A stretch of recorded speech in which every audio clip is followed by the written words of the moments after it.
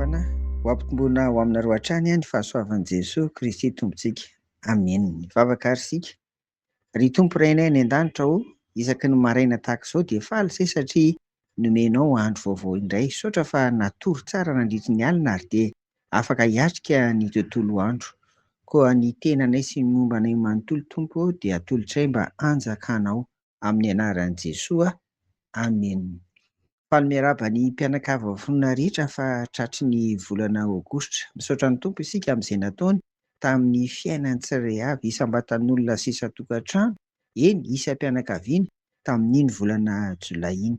Ary misy manantena isika ry havana fa mbola volana erosoantsika amin'ny fanoloran-tena bebe kokoa ho an'ny Tompo ity volana ity, noho ireo fahasoavana marobe noraisintsika avy aminy. Ny fiangonana FJKM izay mandrafitra ny lohahevitra enan'ny fiangonana isam-bolana dia nisafidin'ny volana aogositra ho volan'ny martiora satria tsaroana foana ry havana tantaran'ny Rasalama izay martiora kristianina malagasy voalohany. Ny aliny alahady 17 aogositra rehefa nogadraina tao Ambatonakanga izy dia nivavaka. Noho izany dia matetika koa ny fiangonana no manao alim-bavaka ho fahatserovana an'izany ry havako. Ny alatsinainy 17 aogositra taona 730 dia nolefonina teny Ambohipotsy izy satria tsy nivadika tamin'ny finoana an'i Jesosy Kristy rehefa norarahan'ny mpanjakavavy Ranavalona voalohany ny anarahana ny fivavaham-bazaha dia ny fivavahana kristianina izany ho an'ny malagasy.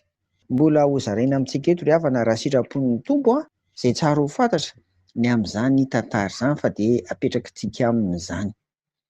Eny ary ry havako ho antsika ary ao anatin'ity lohahevitra hoe mifampahery ny mpino sy ny volan'ny martiora araka ny efa nambara teo ity dia andonga mba jerentsika izay voalaza ao amin'ny Timoty 2:7-12.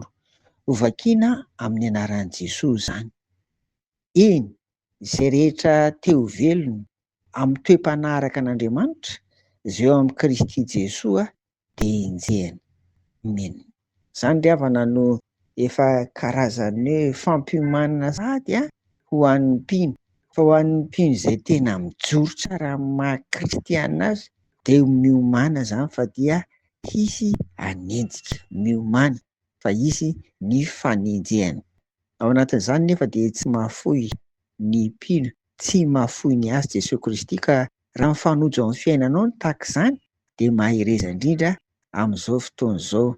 Aringany mba handresy mandrakariva ianao. Raha toa moa ka tsy mahakasika ny fiainanao mihitsy ny tahaka izany dia misaora ny Tompo fa izao kosa mivavaha ho an'ireo voahenjika rehetra ry havana, indrindra any amin'ireo tany izay voarara ny fivavahana kristianina, tsy azo itondrana baiboly, tsy azo ampidirina baiboly sy ny toy izany.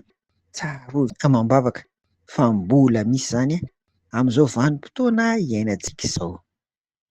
Amen. Andeha hivavaka ary isika. Misaotra anao ary izay Tompo fa nomenao an'izao volana aogositra izao ary dia miaraka tsaroanay ao anatin'izany araka ny fampizarana iteo ny amin'ny fampahery ny mpino ary indrindra koa iray volan'ny martiora izany. Tsaroana ny tantaran'ireo nijoro izay tsy nivadika tamin'ny finoana. Dia amin'izao fotoana izao mbola misy koa Tompo no nienjehana noho ny amin'ny fivavahana koa mivavaka izay ho azy ireny mba handresy, vavaka izay ho azy ireny mba hajoro, vavaka izay ho azy ireny Tompo mba hana fifaliana sy fiadanana miaraka aminao Jesosy Kristy. Tsaroana ireo firenena izay tsy manaiky mihitsy hidiran'ny fivavahana kristianina ao amin'ny tanindrazan'ny Tompo.